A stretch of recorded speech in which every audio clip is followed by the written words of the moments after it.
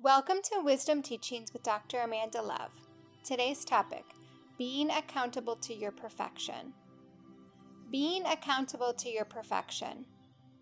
It is a tall order and a high ask to be accountable to your own perfection. To take ownership of what you innately are and stand behind it no matter what you or others think can feel like an impossible feat. At times, we are filled with contrary and conflicting thoughts, which seem like hard proof or evidence that we are indeed imperfect. To go against our hard-pressed belief in the imperfection of ourselves and the projection of that belief onto things, circumstances, and other people is a journey only for the brave at heart. The paradox of this all is that claiming the truth of what we are requires that we allow ourselves to be wrong in how we've been viewing ourselves in life. Since the fundamental wounding in denying our own and others' perfection comes with a ferocious will to never be seen or viewed as wrong, we perpetuate our belief in imperfection through avoiding it.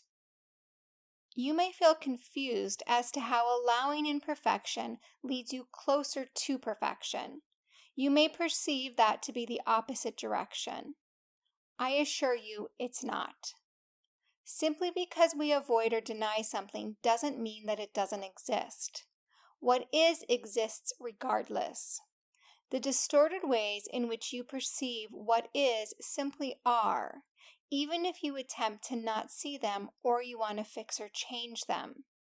Just because something or someone, or better stated, a perspective, is confused in the way it perceives, doesn't make it any less or more perfect. In fact, the perfection of the person, thing, or perspective is never touched, tainted, or influenced at all by how it is seen. You may wonder, how can this be? Surely you felt impacted by how you've been viewed by others or by thoughts you've had about yourself. The key here is that you've felt impacted, but you've never been impacted. Your innate perfection has never, even for a moment, been anything but perfect, regardless of how you've felt about it. All this to point to how allowing imperfection never touches the perfection of what you are. In fact, if you are a hardcore believer in imperfection and thus attempt to create perfection inside and all around you, then allowing more and more imperfection will move you into the realization of the absolute perfection in everything. You are allowed to feel, see, and perceive imperfection all about you. You are also allowed to feel exactly how you feel about it. Sad, mad, frustrated, irritated, confused, hopeless, powerless, etc. Allowing what you feel will help pop you up and out of your current perspective and into a wider view of things. By now, I hope you see that feeling imperfection is perfect, and it never touches the perfection that you are. Now on to what it is to be accountable to your perfection. First things first. You are not here inside this human experience to be liked and approved of by others or even yourself. If you choose being liked or approved of as your priority, then you will likely be side-railed in being accountable to your perfection. It's like this. If you are really honest with yourself, you always know when you are in alignment and when you are out of it. You know when you feel pulled by something, but it doesn't quite feel right. That something could be a behavior you do, an action you take or don't take, words you say or don't say, or things you think. We all have an inner guidance system that lets us know. Now, sometimes we don't want to listen to that guidance or follow through on it. We don't want to because we fear we might lose something if we do.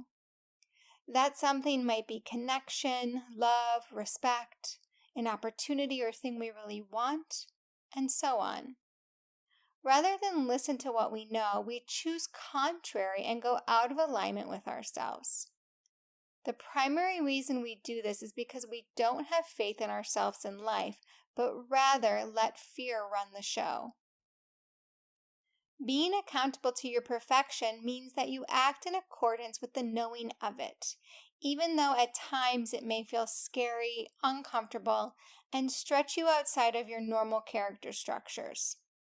In knowing your perfection, you may at times feel or be perceived as arrogant, fierce, unkind, non-caring, disregarding, judgmental, mean, and many more.